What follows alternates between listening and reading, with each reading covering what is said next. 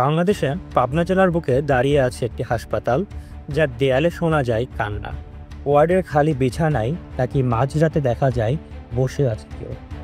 এবং 1975 সালে এই হাসপাতালেই নাকি হয়েছিল এক গোপন মন নিয়ন্ত্রণ পরীক্ষা। CIA, KGB, মানসিক রোগী আর মৃত্যু, এই সব মিলে পাবনার মানসিক হাসপাতাল হয়ে উঠেছে এক রহস্যের ভাণ্ডার। প্রশ্ন হচ্ছে, এটি কি শুধুই একটি হাসপাতাল, নাকি অন্ধকার গবেষণার গোপন ল্যাবরেটরি?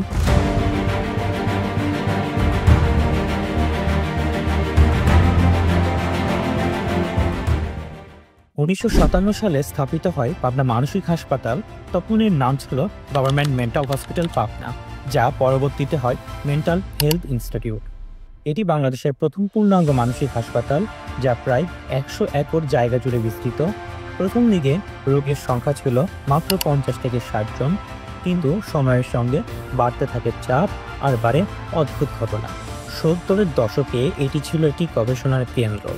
তৎকালীন প্রশাসনের অনুমতিতে এখানে ইলেকট্রো কনভিউসিভ থেরাপি ও বিহেভিয়ারাল কন্ডিশনিং চালানো হতো। আর ঠিক এই জায়গাতেই জন্ম নেয় এক গুজব। এখানে নাকি CIA আর KGB যৌথভাবে পরিচালনা করত একটি গোপন প্রজেক্ট, যার নাম ছিল মাইন্ডগেট বাংলাদেশ।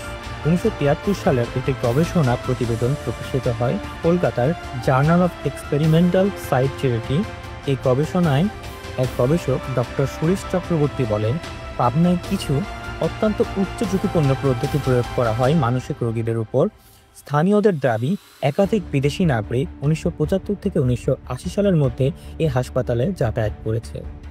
তারা থাকত পুরনো টি ওয়ার্ডে, যা এখন আর ব্যবহার হয় না। সেই ওয়ার্ডে এখন রাত হলে তালা ঝুলিয়ে রাখা হয়। অনেকে বলেন এই এক্সপেরিমেন্টগুলোর উদ্দেশ্য ছিল মানুষের উপর মানসিক প্রভাব ফেলে কিভাবে স্মৃতি নিয়ন্ত্রণ করা যায়, কি করে তৈরি করা যায় এক প্রোগ্রামড মানব যে শুধুমাত্র কমান্ডো কাজ করবে। এটাই ছিল CIA এর MK আল্ট্রা প্রজেক্টের ধাঁচে বাংলাদেশে এক গোপন সংস্করণ। যারা আমার এখনও CIA অথবা MK আল্ট্রার এই ভিডিওটি দেখেননি, আমার চ্যানেলটি ভিজিট করতে পারেন এবং ভিডিওটি দেখে আসতে পারেন। এবার আসে ভিডিওতে। হাসপাতালের পুরনো ওয়ার্ড এর নার্স সুলতানা, তাকে সবাই সুলতানা আপা বলেছিলেন। তো তিনি বলেন, 2003 সালে এক রাতে আমি ডিউটিতে ছিলাম, তখন 3 নম্বর কক্ষ থেকে এক রোগীর গলা শোনা যাচ্ছিল।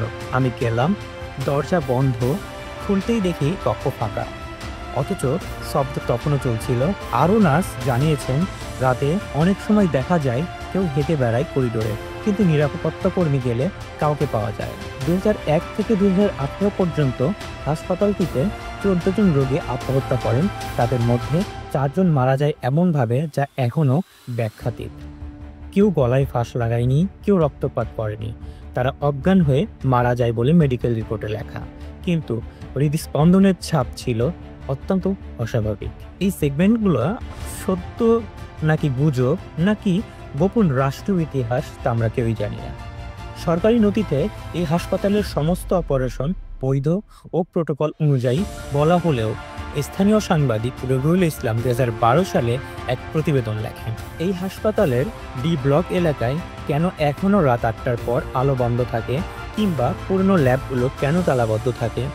এই প্রশ্নের কোনো উত্তর কখনো মেলেনি। হাসপাতালের এক প্রাক্তন কর্মীও বলে, 80-এর দশকে একবার একটি বিদেশি দল আসে, তারা খুব গোপনে রেকর্ডিং করত। কে ছিল, কেন ছিল, কেউ জানত। তাহলে কি পাবনা মানসিক হাসপাতাল কেবল রোগের চিকিৎসা কেন্দ্র, নাকি ইতিহাসের এক অদৃশ্য অধ্যায়, যেখানে গোপন গবেষণা, অজানা মৃত্যুর গল্প আর ছায়ামূর্তির উপস্থিতি মিলে তৈরি করেছে এক ভয়ঙ্কর ল্যাবরেটরি? তুমি কি ভাবো, এই কাহিনী কি শুধু গুজব, নাকি সত্যি 1975 সালের পর এখানে হয়েছিল এমন কিছু যা কখনো প্রকাশ পায়নি?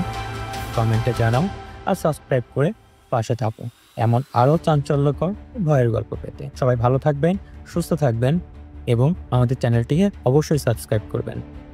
আসসালামু আলাইকুম।